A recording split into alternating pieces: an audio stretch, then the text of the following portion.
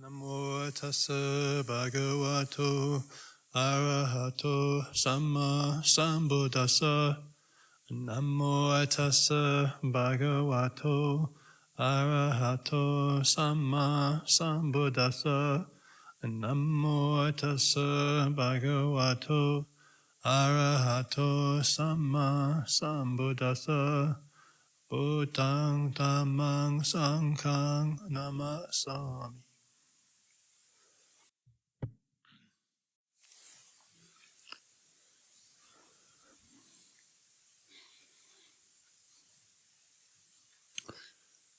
So here we are tonight. It's the opposite of night, and it is the new moon of August. And like we were reminded a couple of times in the course of the morning, this is almost exactly the halfway point through the Vassa. So that's something to contemplate. And you can ask yourself, yes, it's possibly time to take stock of how the practice has been going for you, for those who are staying here. And then also to think about what were your expectations before the Vassa started, or as the Vassa started, what were your expectations of how the Vassa would be for you? And then also to ask, what were your expectations of yourself? And then to contemplate on that as well. Of course, it may be very unclear, it may be rather misty, but at least it's worth trying to think of those attitudes or feelings you had at the start.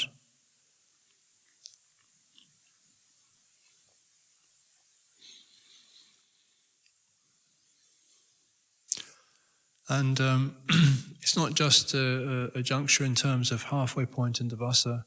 I have a feeling we're about to change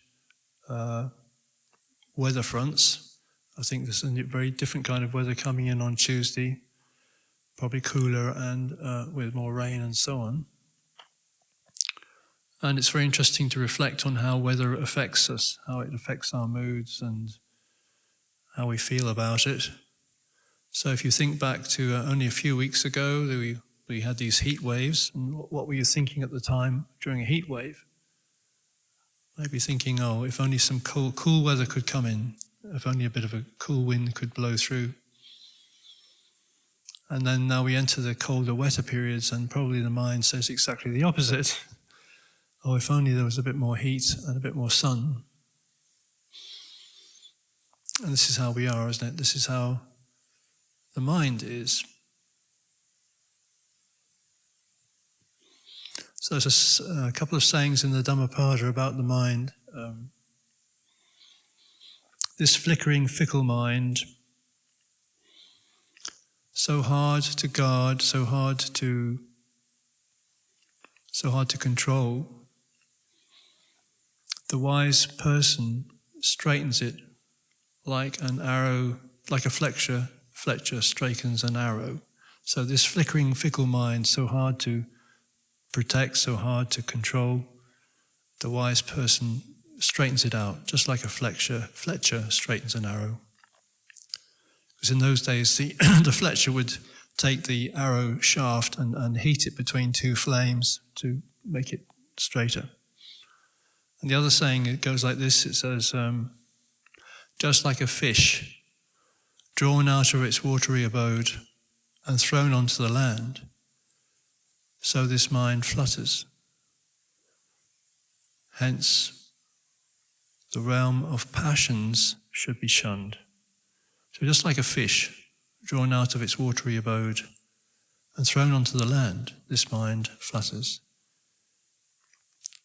Hence, the realm of the passions should be shunned.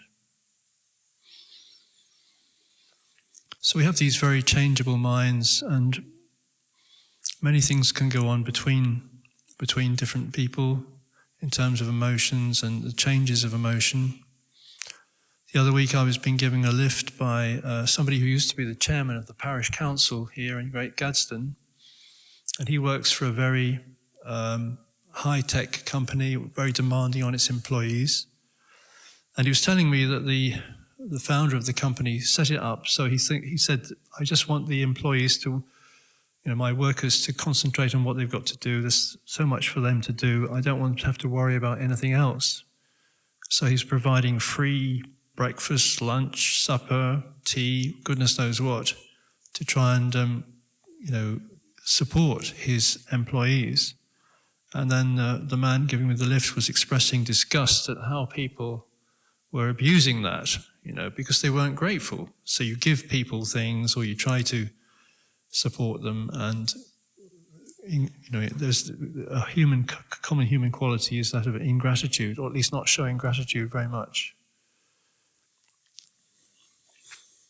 And then we can come to the more overpowering emotions like love and hate. And we all experience these very strong feelings, these overpowering feelings. So one of Ajahn Chah's sayings was that when you experience these very, very powerful emotions, that's when you know your real points of attachment. They are the indicators that tell you what you're really attached to. And we know that love can change to hate very easily. What does it take?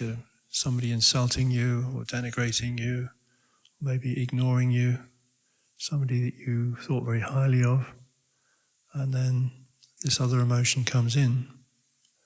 And we know also that hate can be very obsessive, rather like love seeks out its object, so hate seeks out an object too, singles down to one person or one group of people. But these occasions when we experience these very, very powerful emotions, from Ajahn Chah's point of view, are the very moments when we can learn the most. They're the key points, the key moments when we can study the heart and find out about how the heart operates. So what we're looking at here, of course, is deep places of attachment. And yet, I think for most of us, it's very, very difficult to, when we get these very overpowering states of emotion, to look deeply into the heart. If we're caught up with something, some infatuation or something, we're kind of enjoying it. We don't want to sort of look beyond it. But if it's kind of negative emotions, then it's too painful. We don't want to look at them. Or perhaps we feel embarrassed or ashamed that we would feel the way that we do, the resentment or grudges or hatred or whatever that's coming up. We feel, particularly perhaps as summoners, well, this is very embarrassing to feel these emotions, and I shouldn't be feeling them, and all the rest of it. So the mind heads off into a kind of proliferation rather than actually looking at what's going on. But according to Ajahn Chah, this is the very moment we should be looking very closely and examining what the heart is up to. And why is it doing this? What's going on? What is the reason for this very powerful emotion? And where is that emotion taking us?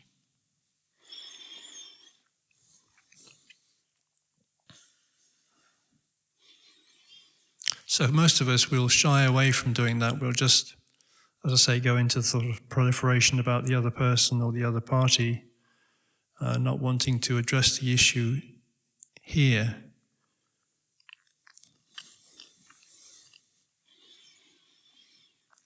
But at Lumpur Cha, he had that capacity to look inside and to really begin to examine what was going on. And he said, it was at the point when I stopped feeling love or hate under any circumstance, when I stopped loving or hating under any circumstance, that I could transcend suffering.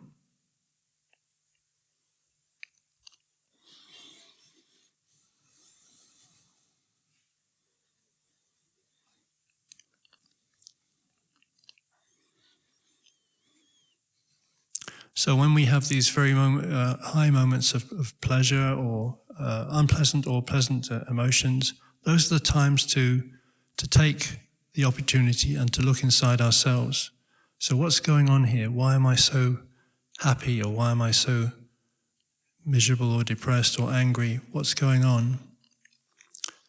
And there is this thing about building up grudges. If we have a grudge against someone or against a group of people, it's a very dangerous thing to nurture. We can get into this habit of nurturing grudges. And that's the very moment we need to look into that. What's going on here? Why am I feeling the way I am? And so forth.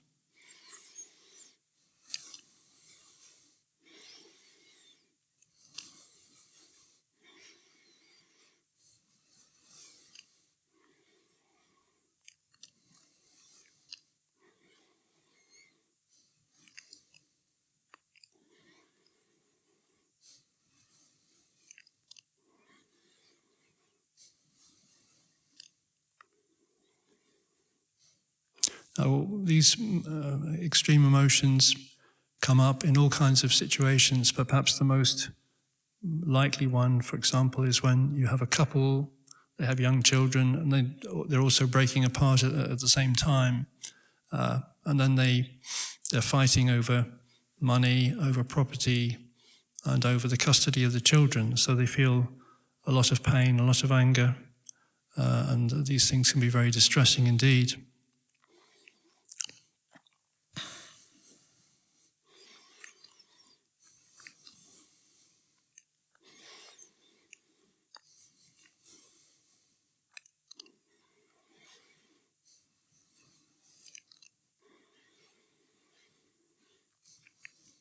A lot of the time, we don't have to go through these states. It's only every now and then that these very high or low points emerge. But those are the times where we need to turn inward and to actually focus on what's going on.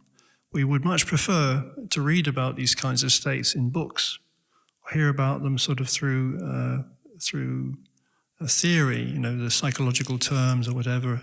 But it's actually the raw emotion or the actual holding on that we need to look at and examine for ourselves, because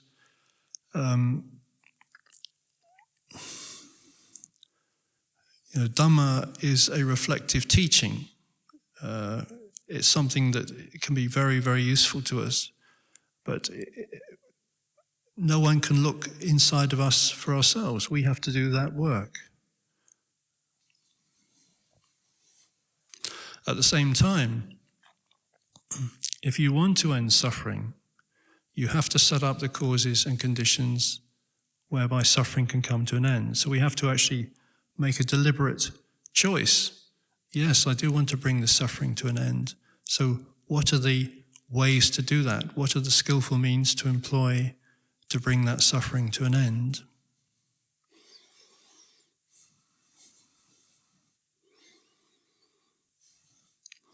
It may be that we're not so strong as at Luang Por Chah to root out defilements in the way that he could. But we can at least set boundaries to them. For example, if I'm experiencing a grudge against somebody, I can set a boundary to it.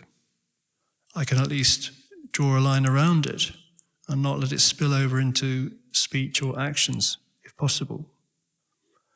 But I have also to look into the question, what's led on to this? Why am I feeling so strongly about this particular issue? And we have to, ask ourselves, what is it producing these kind of results? And often in my case, I found it's to do with self-image. My precious self-image is under threat, and then I react in some way like that on the inside.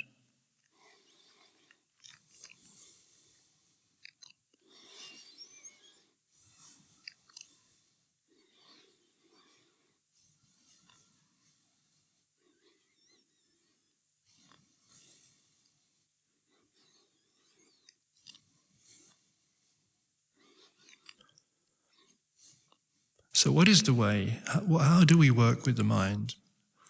So in Theravada Buddhism, we talk about Sila, Samadhi, Panya, Sila, Samadhi, Panya, which basically means cultivation of moral conduct, or basing our conduct on virtue, Samadhi is concentration, and panya is wisdom. And then the classic explanation is that if you lead a virtuous life, this will enable you to have better concentration, and then if you combine concentration and mindfulness, this will enable you, to cultivate wisdom, to see more clearly. But I'd like to start with wisdom in this triad. So Luang Por Chah said that although he understood the classic explanation was that you begin with sila, he himself felt that in fact you do begin with wisdom, because it's only through wisdom or discernment, we often describe it as discernment, that you can actually start to understand, to scrutinize cause and effect of, say, your own speech, your own actions, the kind of results that they produce. And within the Noble Eightfold Path, the two wisdom factors are the very beginning of it and then also the very end of it. So we can see that wisdom is the start and the end of the whole process. But it's enhanced by the cultivation of good sila, good morality, and by samadhi.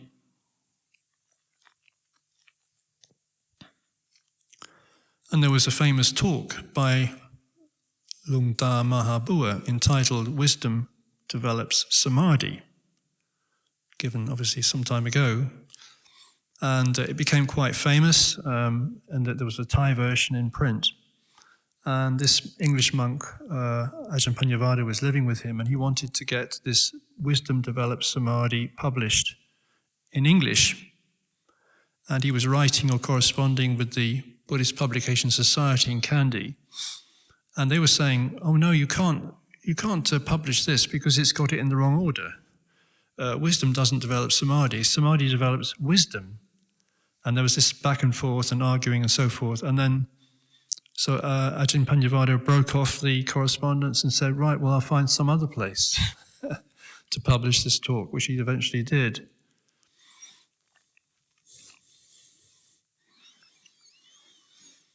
I must admit that when I first came across Buddhist monks talking about wisdom, I had some doubts. I thought, the thought that came up for me was, what do they mean? Are they saying that wisdom is the sole prerogative of Buddhism? That Buddhism has a monopoly on wisdom? That was the question that arose in my mind. And I would think, so what do we mean by wisdom in everyday life? And so perhaps the first thing would be some capacity for handling different difficult situations or crisis situations, understanding what to do, what not to do. That would be one aspect of wisdom. And then also perhaps how to judge a person's character. Is this person like this or like that? If you have wisdom, you can make some assessment which might be accurate. And finally, we might also say that wisdom is to do with non-intervention. Perhaps when you say to yourself, well, I won't intervene here, I won't say something to this person because it won't do any good or won't help them at all, but I'll keep silent. So the wisdom that we're talking about could be all of those.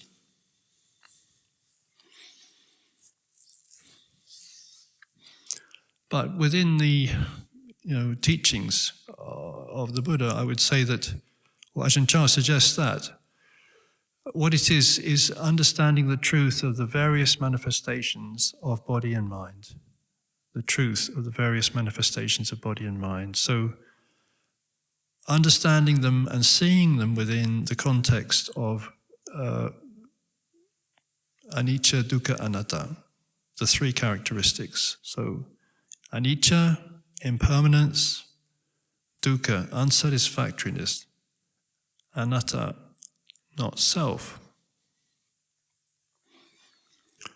So we're into the territory of what they call the vipallasa. The vipallasa, there are 4 vipallasa. Now, when the people discuss the Vipassana in kind of polite terms, they talk about a cognitive disorder. A cognitive disorder. But some writers have referred to them as perversions or hallucinations. They use very extreme words like that. But what they're suggesting is this, that for all of us, the human beings without any kind of insight or enlightenment, what we see things through a veil of desire, through what we want to see. And because of that, we see the impermanent as permanent. We want to see things as permanent, which in fact are not. So it might be our own body, it might be a relationship that we're in. How often have we heard a young woman say to a young man, "You must love me forever"? It might be the family, it might be the house we live in, or the country that we live in. And it can go right up to the level of states and nations.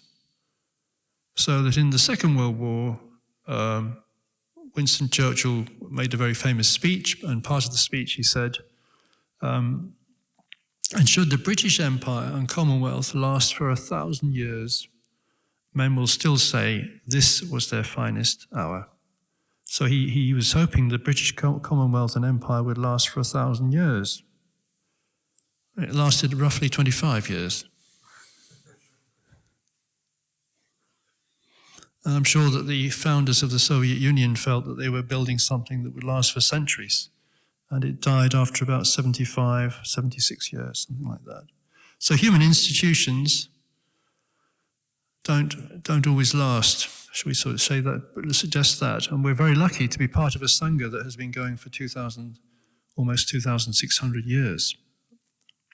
Quite an unusual achievement for a human institution.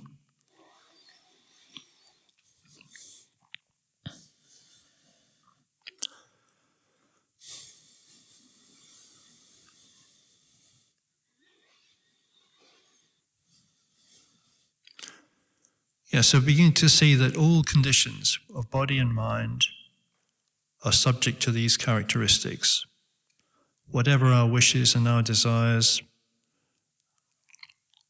and understanding that. So the possibility of understanding that we have to let go of things. The more we hold on to things, the more we attach to things, the more we suffer.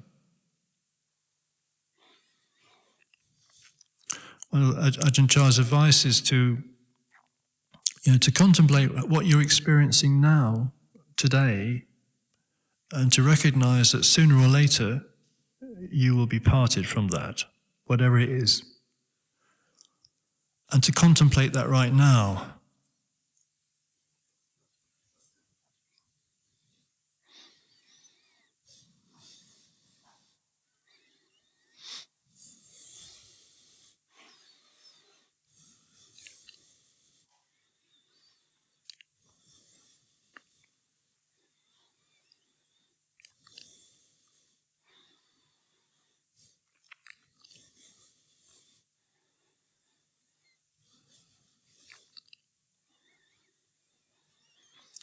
And then we have samadhi. So the formal or official meaning of samadhi is concentration. So it's about bringing the mind to stillness and clarity so that we can witness more closely what's going on in the body and the mind. If the mind is leaping all over the place, then as it does habitually, then of course we can't get any clarity of perspective. But if we can still it down and make it more powerful, calm it down, then we can bear witness to conditions of body and mind and understand them or witness to them better.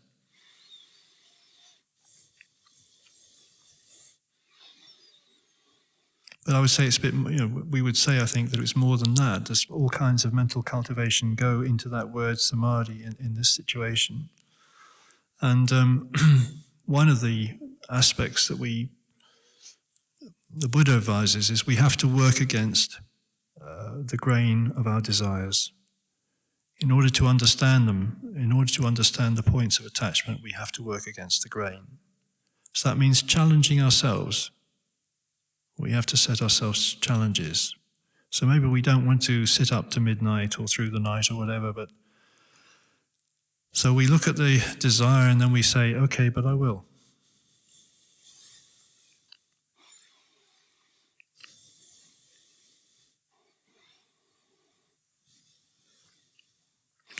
And we have to work against our moods. So moods come and go. Some moods are quite harmless and others are kind of quite heavy on the mind. And some people are more prone to having moods than others. So there was an incident in Chithurst, which I remember very well, many years ago. So I'll just retail it. So this, as I say, was many years ago, and I was a monk training with Ajahn Sucitto. And we had an Anagarika, an American Anagarika, I'll call him Albert, just in case he ever listens to this talk. So anyway, Albert was a very charming guy. So he was over from the States, but he did admit sometimes that he'd suffered a lot from anger. And he admitted that in his workplace in the States, sometimes he felt so angry either with the boss or with somebody else that he had to go for a long run around the perimeter of the place to let go of the anger. But, he was very helpful and charming and pleasant and so forth. But as time went on, we noticed there were one or two strange things going on with him because what he began to do was to barricade himself inside his room. So from anyone who hasn't been trained in the Sangha, they might wonder, well, why would an Anagarika want to barricade themselves inside their room? It's because often monks can make quite a lot of demands on Anagariks, and please do this, do that, drive here, go there, everything like that. So this guy, his response was to start building up furniture against the back of the door.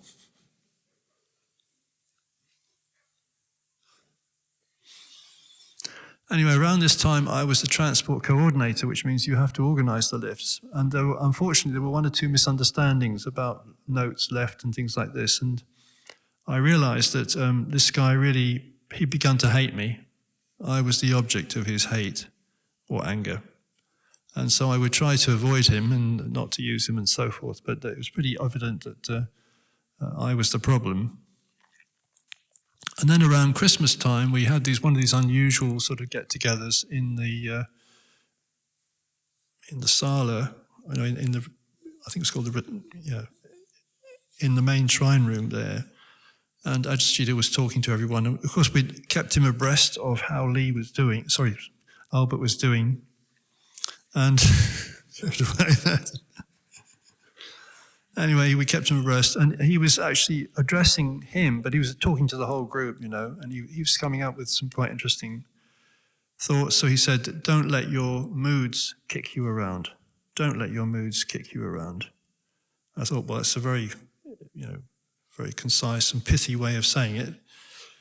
But at that very moment, I could feel the change. And suddenly, this Anagarika was switching his hatred onto Ajahn Sucitto. It was away from me and onto Ajahn Sucitto. And of course, eventually he did leave Chithurst and I think went back to the States. But many months later, or perhaps a year later, he wrote saying, I have finally acknowledged that Ajahn Sucitto is not the cause of all my suffering. Rather an extreme case. But we have to, look at the moods that are arising and investigate them and ask ourselves questions. Where's this come from? And where's it going? Where's it taking me? And also, is it wholesome or not wholesome? So these things have to be challenged. We don't just lie down under them or believe them. We start to question them as a matter of course.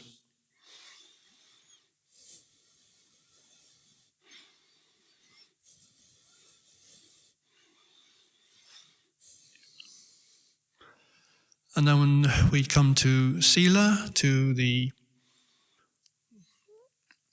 development of, or cultivation of virtue, and Luang Por Chah's way of putting it was you abandon that which is bad and you cultivate that which is good.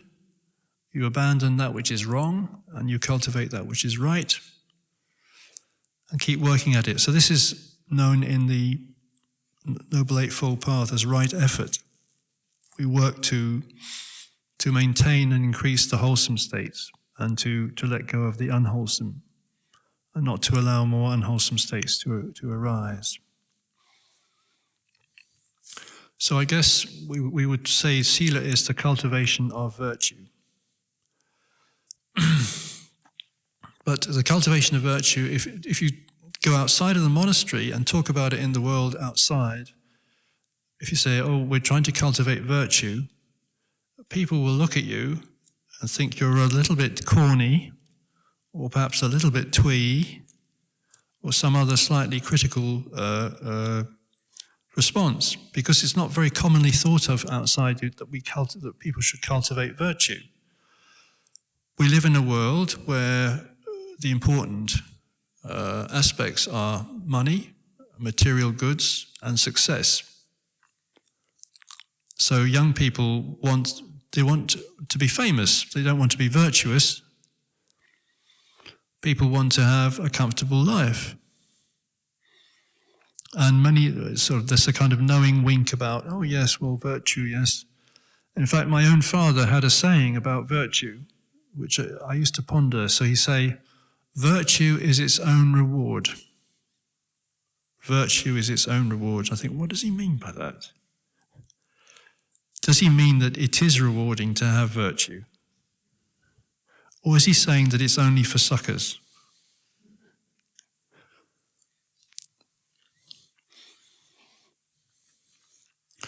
So this kind of cultivation of virtue is not particularly appreciated in today's society, except in certain, perhaps in religious areas, sort of like ours, but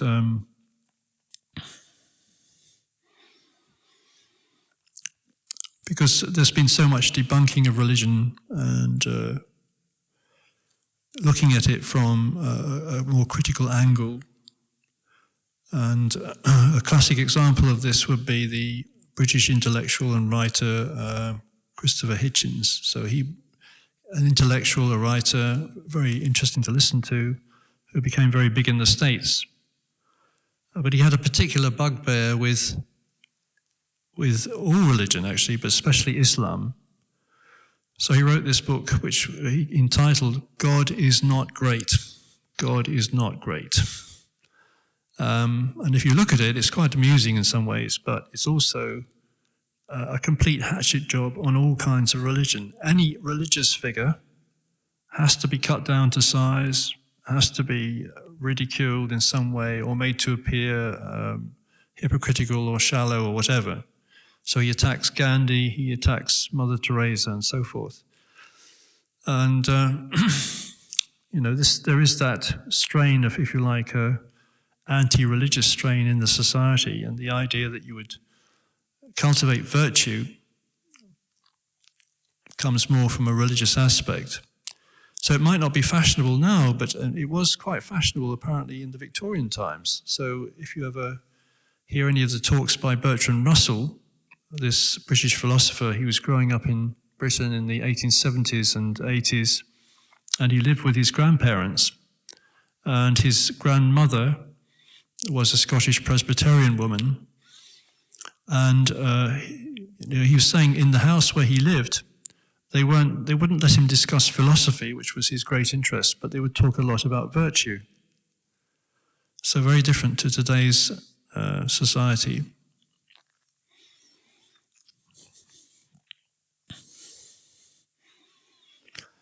So anyway, if we can develop, work at this aspect of the heart and trying to raise our game, to work at the bits that are not so pretty and in our behavior, or the darker sides we'd rather not look at, then this establishes a basis for a mind that is steadfast, firm, able to, has confidence, looking into the heart. Otherwise, we are more apprehensive, we're not so certain about what we're doing, and we're not so clear about what we're doing and why we're doing it.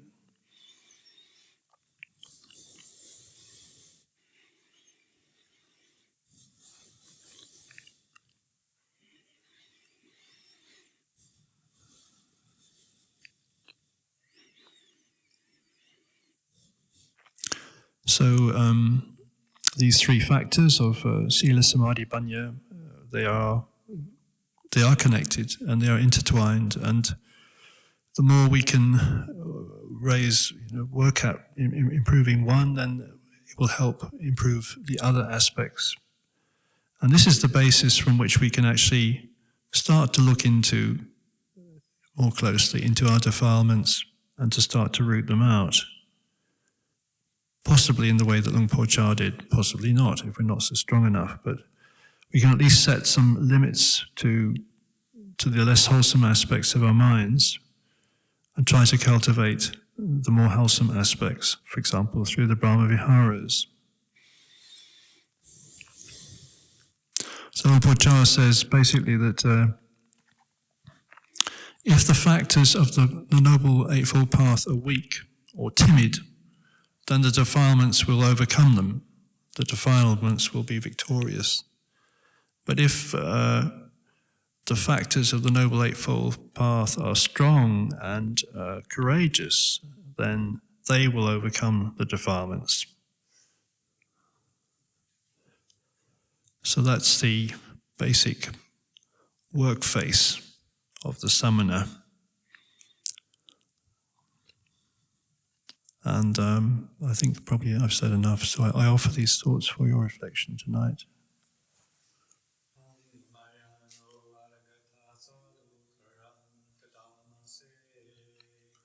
Sadhu, sadhu, sadhu.